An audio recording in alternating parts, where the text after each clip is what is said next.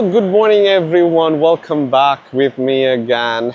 Okay, this time I'm here at Padangalak Beach, which is close by from Sanur Harbor, guys. Have you been to this beach?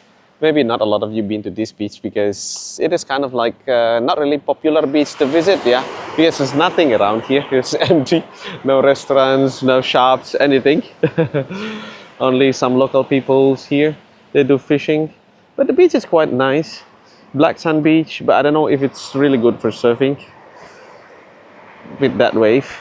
And from here you can see a lot of fast boats. They are going to Lambongan maybe, or Penida Island. And that is the harbor, guys. Just maybe 5 minutes walk from here, you will arrive there.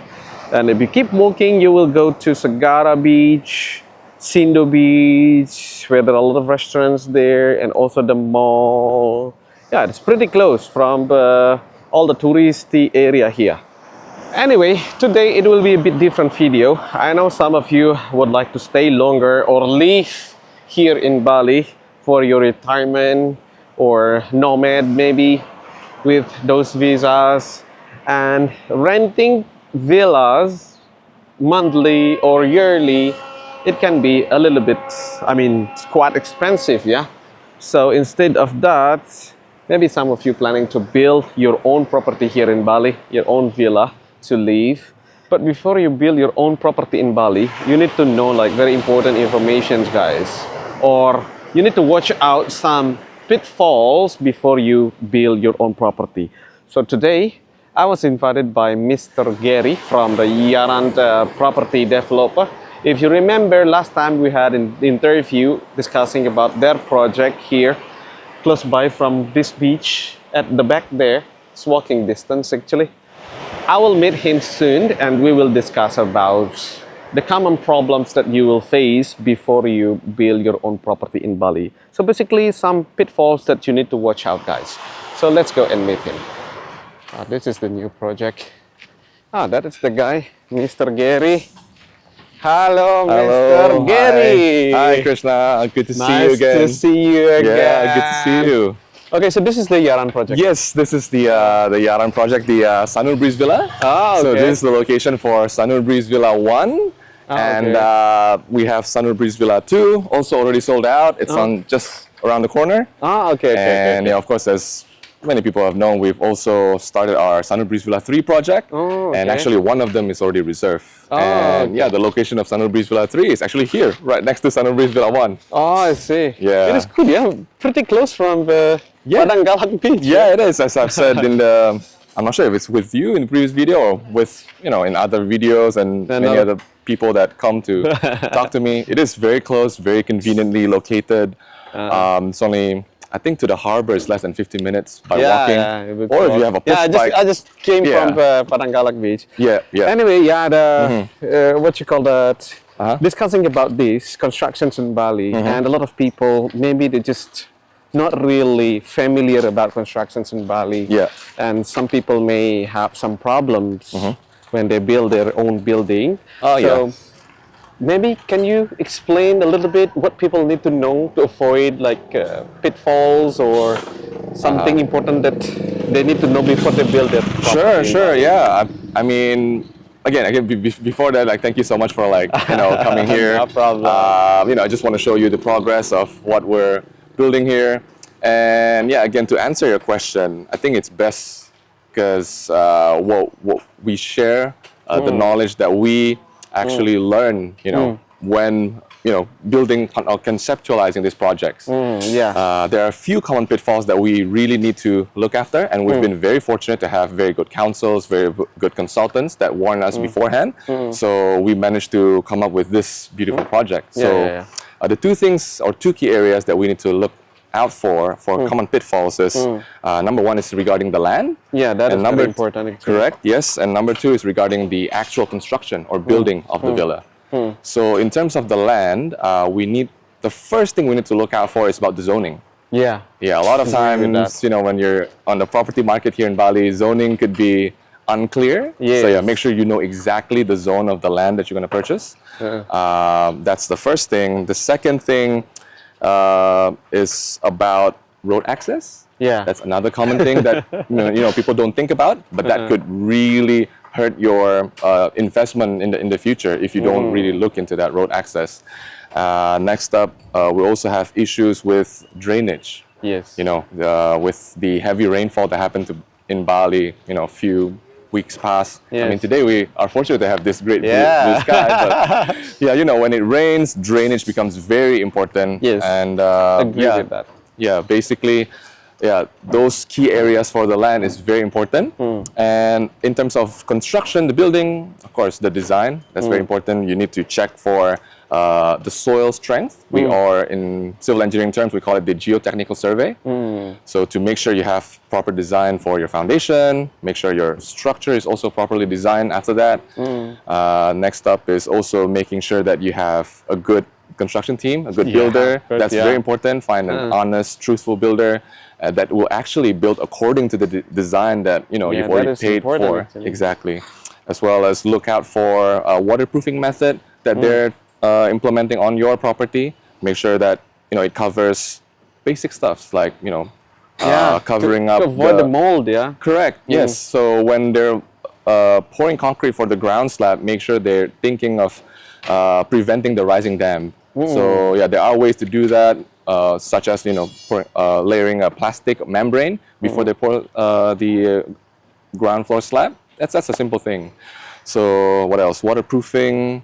Yeah. Next up is also as simple as about planning your building, because in Bali, again, coming back about the flooding issue, drainage could infrastructure for drainage by the government might not be adequate in some areas. So Make sure the planning must be really good. To you need avoid to the flooding. think ahead, prevent. You do what you can do, basically. You choose the best site that you can find, and also plan ahead. So in case worst case happen, your house or your villa is still safe against those common issues. Let's discuss further about these topics. For example, like zoning here. So I do believe this is the yellow zone here, right? Actually, it's a pink zone.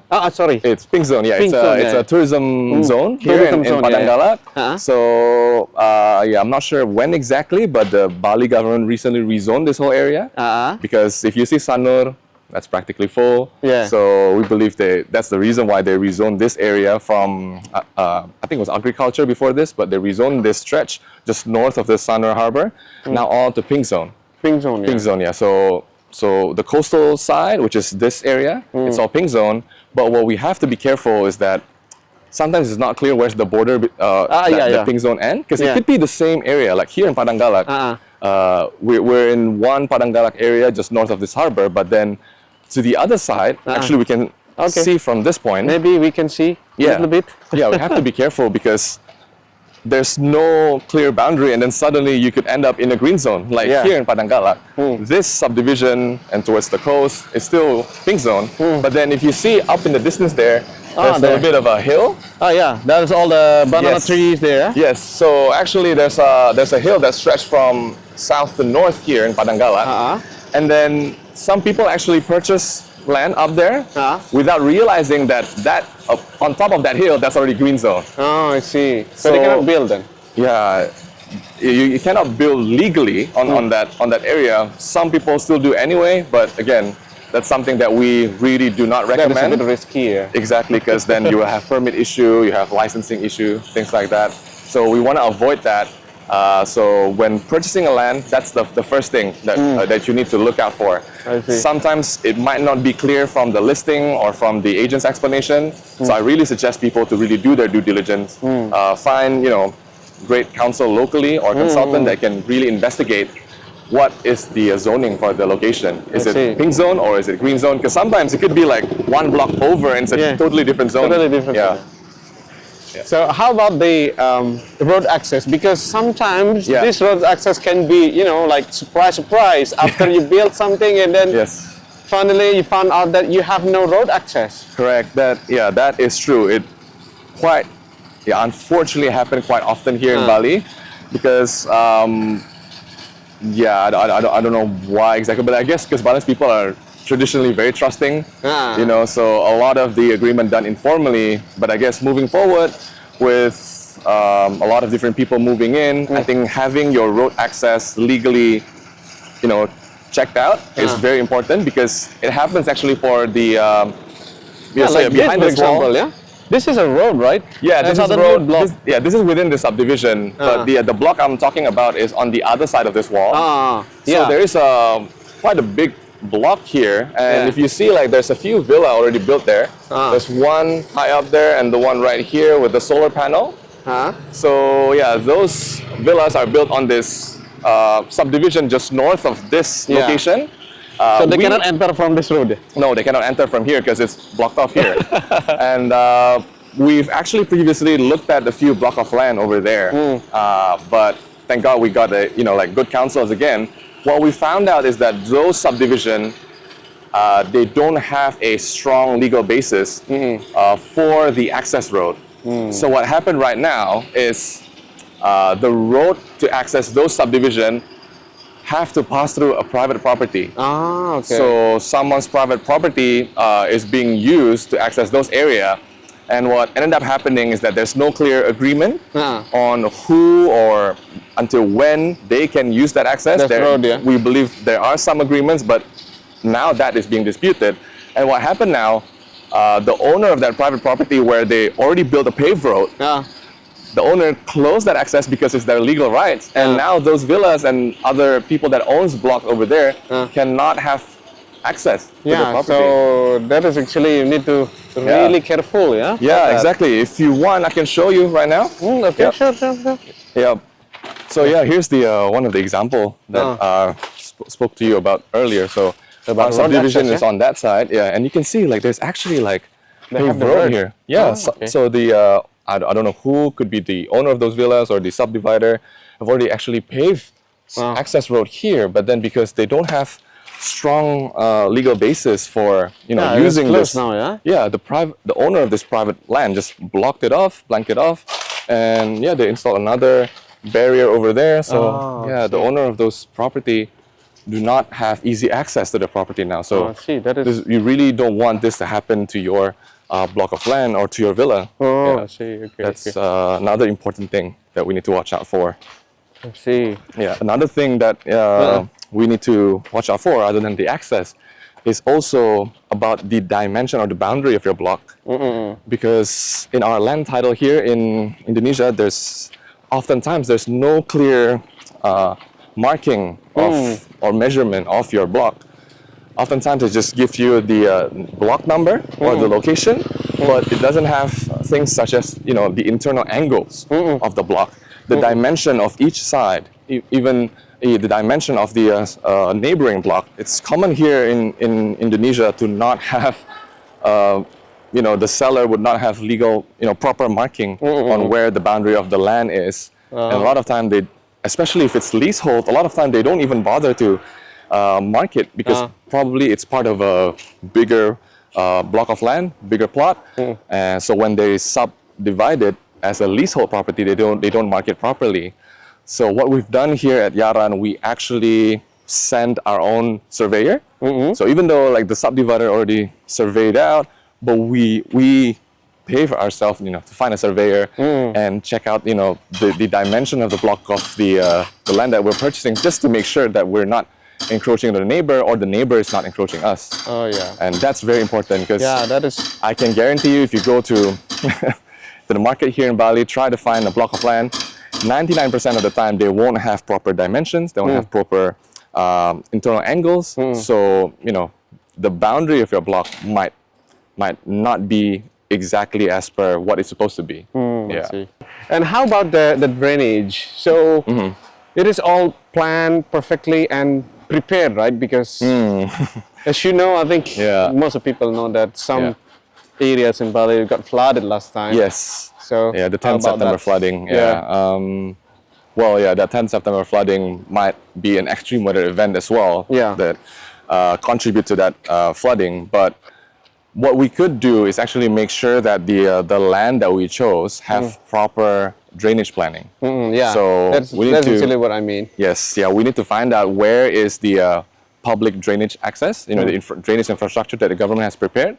Like for example, for our case here in Sanur Breeze Villa, along this access road, this Jalan Padangalak Sanur, there's actually drainage built alongside, and it's actually connected to a creek that eventually discharged to the ocean. And the drainage here in the subdivision actually connects to that main government drainage, and that is gazetted in the government map. So we know for sure that that is a public drainage, that it doesn't belong to someone else, and nobody can just simply block off that drainage access. So that is very important to ensure that we're not just discharging the rainwater or wastewater even from our property to just an empty block of land. Because I know a lot of other villa does that, and what happens is once that empty block of land being built, you have nowhere to discharge the water. So yeah, drainage is very important, and it's another often the overlooked area when people are choosing a block of land for their development. Should be okay, in this area. Yeah. Flooding free, Yeah. Yeah. And I guess that also bridged to one of the points about pitfalls that we need to look at when trying to build a property here in Bali. So the first group of pitfalls is actually about the land. The other group is about the building. Yeah. So in terms of the building, if you could see here for our Sanur Breeze Villa 1, we actually raised the level of the villa. Oh, yeah. Again, it's important, Yeah, a lot of people already know this and they've done this, but what is the, I guess, the benchmark on how far you need to raise it? What we've done here is we actually look at the level of the main access road, and I guess we look at the level of the creek, or because we're near the ocean, we look at what's the highest point that could block off water. In the case of heavy rain, how high the water can raise is to the point of how high that barrier is. Yeah. So for our case, we actually raised this building, I think base, about 80 centimeters, above the main road. So in the case of extreme weather event and flooding happens, even if the main road is flooded, this villa will not be flooded because it's still higher than even the highest point of the main access road. So the whole area needs to be flooded before this villa is flooded. So I guess that's an important benchmark for people to think of when they're designing the elevation of the villa. This one, Yeah. We can see it's a bit high. Yes, exactly. So it should be safe. Yeah, we ensure that the villa have what we call an overland flow path. So when it rains, we make sure that the villa is higher than the critical height of the surrounding areas, and then there's actually a path for the rainwater, overland flow path for the water to flows over the land and into the drainage in a different zone. So what are other things that you need to know when you're constructing your building? So the base is already good, it is higher, and what is next? Yes. After that, so I guess now we're talking about this second group, which is about of the common pitfall, which is about the land, and then now about the construction. The first thing that is important, as I said earlier, is doing a geotechnical survey, geotechnical investigation. So what that actually is that we try to investigate, we try to analyze what type of soil is on that location, just to make sure that we understand the strength of the soil, so that when we build something on it, we know that what type of foundation that we need to sustain the weight of that villa, comparing it with the strength of the soil. I don't know if that's too complicated of an explanation. That is fine. I got it, because we need to know a bit, the soil in Bali sometimes to avoid the movement, Yes. So we need to know the weight of the design of the building and the strength. That is actually a good point. Actually, we can look at the other location, because this is Sanur Breeze Villa 1. There's already pretty advanced in construction. We can look at Sanur Breeze Villa 2. Okay. So we just started that construction a few weeks ago, and now we just completed the foundation. So you are very right, Krishna. Basically, having a proper design for the foundation would prevent future problems. For example, if we don't look at the factor of what's called a settlement, which is because when you put something on a soil, especially something as heavy as a villa, then the land would actually sink. It's natural for it to do that. But what we can do is control the rate of what we call a settlement. So if the settlement is gradual and it happens evenly, then your building would still be straight. But if you don't plan for that, what happened is some part of the villa might settle further and it caused cracking. Cracking, yes. And so a lot of those cracks in structure of the villa oftentimes is caused by improper design of the foundation. So one of the key areas where the geotechnical engineer or the data that they need to design that foundation properly is to conduct a geotechnical survey prior to actually doing construction. And we here at Yaran have done exactly that. So we've done geotechnical survey for the location of Sunrise Breeze Villa 1, Sunrise Breeze Villa 2 prior to even launching the project. And recently we've done also for Sunrise Breeze Villa 3. Even though we haven't started construction, but before we launch the project, after we acquire the land, we immediately do the soil investigation. Oh, I see. Yeah, that is good. Yeah. Yeah. So another thing other than the geotechnical survey, also when we're talking about the upper structure of the property, so for the Sunrise Breeze Villa, we actually employ a structural engineer that is not just licensed but also qualified. Because we know like some people might be licensed but not fully qualified. So we actually check that, and the way we do that is actually check their past portfolios. We checked out their past project and their track record basically. And yeah, for Sunrise Breeze Villa 1, we done after designing the substructure, which is the foundation. Also, we asked the structural engineer to design the upper structure, make sure that all the frame, columns, and beams, everything is properly designed. And so basically, all of this structural element is designed as per the building code here in Indonesia, because we know, especially in Bali, we do have some natural disaster like earthquake. So we want to be able to design a structure that can withstand, the standard type of earthquake that happened here. So in the event of regular earthquake that happens, you know for sure that you're safe in your villa. I see. Yeah, so that's for the upper structure. And on top of that, that design is also one of the requirements when you want to apply for your building permit or your occupancy permit. So having that structural design that is designed properly by a structural engineer is really important. I see. Yeah. And how about the waterproofing? Yeah, because Bali we have only two seasons, dry season and rainy season. Correct, Sometimes during the rainy season, if the waterproofing is not really good, it will make like mold or sometimes leaking. Yes. So what do you think? I mean, can you guarantee that the waterproofing is good enough to prevent all of this problem? Yeah, actually in Bali we do have various suppliers, vendors for waterproofing materials and waterproofing works. But the enemy of a villa in Bali is not just the rainy season but also the humidity. Because Bali is very humid. So oftentimes when people designing their villa or their property, they don't factor in those two areas, like the torrential rain that we get here and the humidity. So for waterproofing, I've touched a little bit early on, like for example, when you're pouring the ground slab, what we've done here is we actually layer it with like a plastic membrane to stop water or moisture from the ground to rise up through the foundation and through the walls and causing rising dam issue on your walls. And that's when you see in a lot of villas or property in Bali, you see that those bubbling paint on the bottom part of the wall. That's true. A lot of them. That's rising dam. So even my house sometimes got that. So we know that now we know that the problem is because there's no membrane or something to separate the slab from the ground, so that moisture could travel up the wall. So that's one thing. And then, for example, like key waterproofing on wet areas.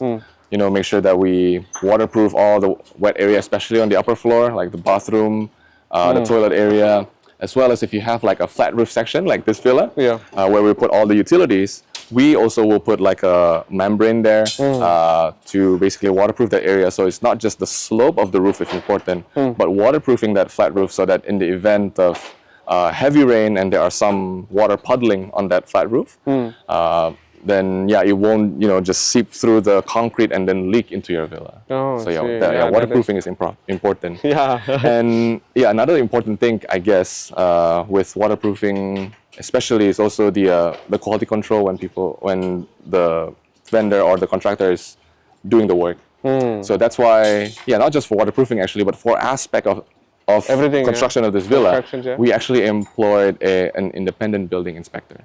Oh, that's good.